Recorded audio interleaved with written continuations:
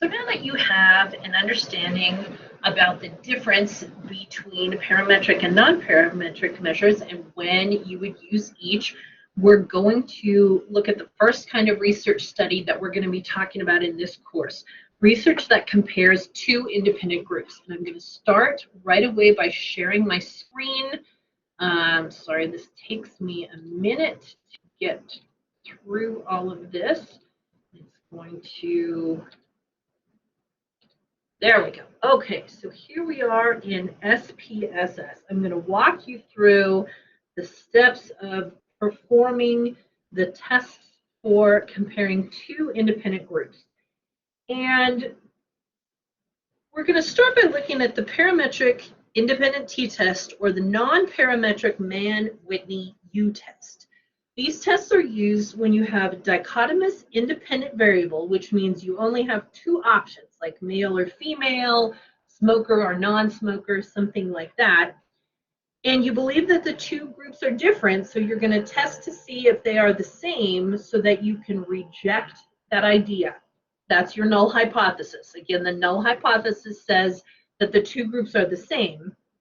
You want to support your alternative that says that they're different. Okay?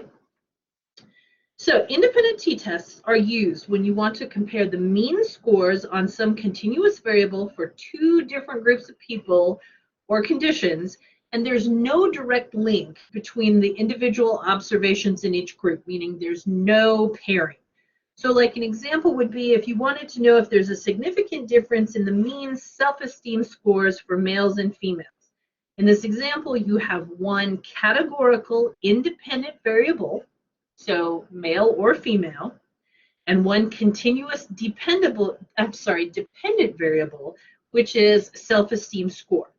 The independent t-test is going to tell you if there's a statistically significant difference in the mean scores for the two groups. Now, as much as we would like to just calculate the means of the two groups and use those relatively simple numbers to decide if the groups are or are not different, we need the statistical calculations to tell us if any observed differences between the two groups is statistically significant or not. So simply noticing that the means are different is not sufficient evidence to support or reject your hypothesis. The Mann-Whitney U is the non-parametric alternative. And again, instead of comparing the means of the two groups, this actually compares the medians, and it converts the scores of the continuous variable to ranks, and it evaluates the ranks to see if the two groups differ significantly. So let's begin by walking through the steps of each calculation, and I will show you how the output in SPSS looks different and when it comes time to interpret our results. So we'll start with doing the independent t-test in SPSS. You're going to start by opening up the program and your data set. So let's start by opening our data set, which is going to be called survey. Goodness sakes, I'm so sorry about that. Okay, here we go. So from the menu at the top, you're going to pick Analyze, and then you're going to pick Compare Means, and then you're going to go down to the Independent Sample t-test. So the variable that we are going to use, our dependent variable, is total self-esteem. Now, normally you won't have this many variables in your homework, so please don't worry about that. We're going to highlight this one and move it over into the test variable. And then our independent variable that we're working with is going to be sex, and we're going to move that into the grouping variable. The reason that's called grouping variable is because we're comparing, in this case, males and females. That's how we are grouping our data. Then we're going to click on defining groups, and I want you to notice here in this column, here's the variable sex, and your options are 1 and 2. Okay, so when we click on defining the groups, one group has a 1 in it, one group has a 2 in it. The reason that I'm pointing this out is when you do your homework, your grouping variables might not be assigned the values of 1 and 2. So it's important that you pay attention to the values that are in your grouping variable column, and you enter those values here. They may not be 1 and 2. So please be very aware of that. Okay? Anyway, we're just going to click on continue there, and then we will click on OK. Now this is what the results look like in SPSS, and it's time for us to interpret the output. In the group statistics box, you can see the mean and the standard deviation for each group. It's also a good idea to look at the number of each group and make sure it matches what you think it should be. If it doesn't, that means you might need to find out why they are different. Okay. We're also going to consider a test that might give us some insight into whether or not our samples had equal variance. If you look right here, we've got equal variances assumed, equal variances not assumed. Now, we ran descriptive statistics and we made our own judgment call, but we can also look at Levine's test for equality of variances. Okay? If the value here is larger than 0.05, you would want to use the first line where it says equal variances are assumed. If the Levine's value is 0.05 or less, it means that the variances are not the same. It's okay if that happens, you know, we're fine, we can account for that. But what we want to look at here, the significance in this is 0.062. It's larger than the cutoff of 0.05. So you can assume that equal variance has not been violated, and we will use the first line in the table. I'm going to scroll over a little bit because we want to get under this column chunk here, the t-test for equality of means. And we're going to look at the two-sided p, okay?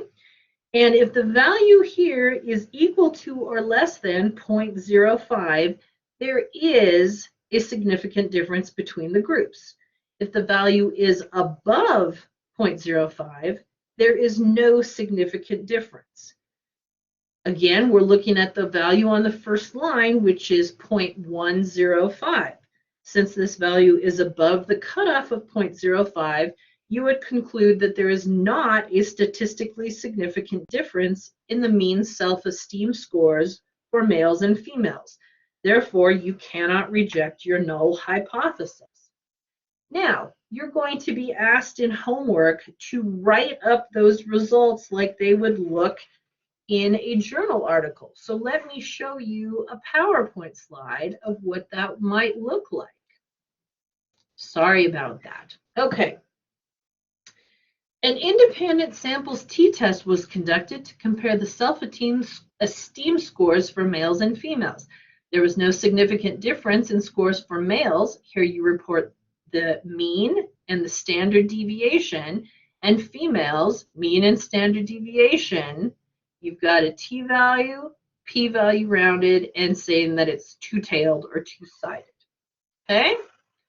Let me get back over to SPSS. And let me put the data back there. Sorry about that. Okay.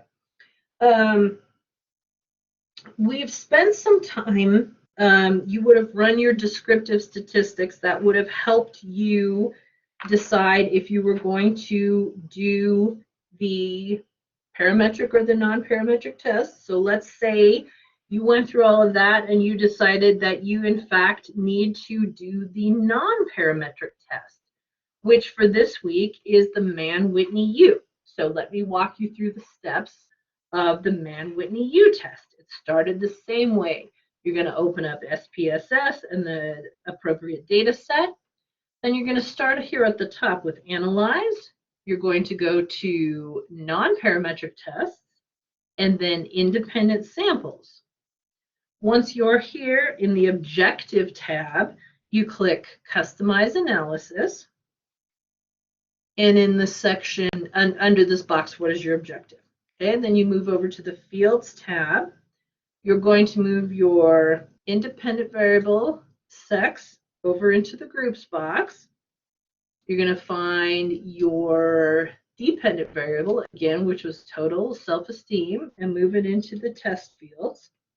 Then you're going to click on the Settings tab and select Customize Tests. and click on the Mann-Whitney-U 2 samples and click Run. Okay. Then you got to give it just a second for it to go through all of its calculating.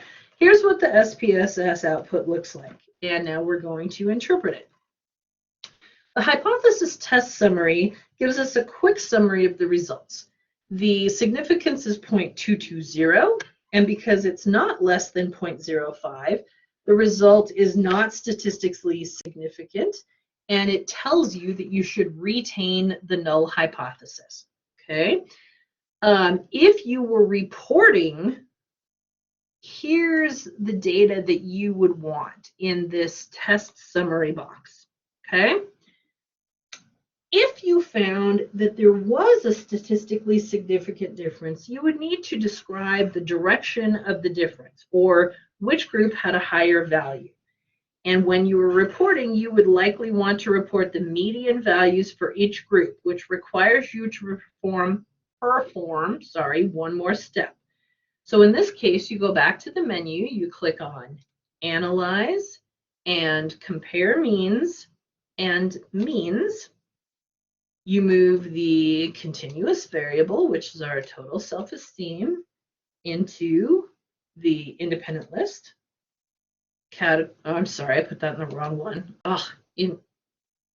No, I didn't. Goodness sakes. And you put sex into the, oh my goodness, I am so sorry. Having a day today. Put this in the correct box. There we go. All right, then we're going to click Options, and we want to move median over here. We want to remove mean and standard deviation, and then we're going to click Continue and OK. And the output looks like this. You've got some helpful information in there and some helpful stuff down there. SPSS also doesn't give you an effect size for this test. You can calculate it if you need to. If that's the case, I would just advise you to go spend some time on Google. It's not really something that we're going to go into in this class deeply. I will just show you what it would look like if you were reporting this. So let me go to another slide to show you. The Mann-Whitney-U test revealed no significant difference in the self-esteem levels of males, where you've got the median and the number, females, median and number. You've got the U value, the Z value. Those were the exact things that we talked about before.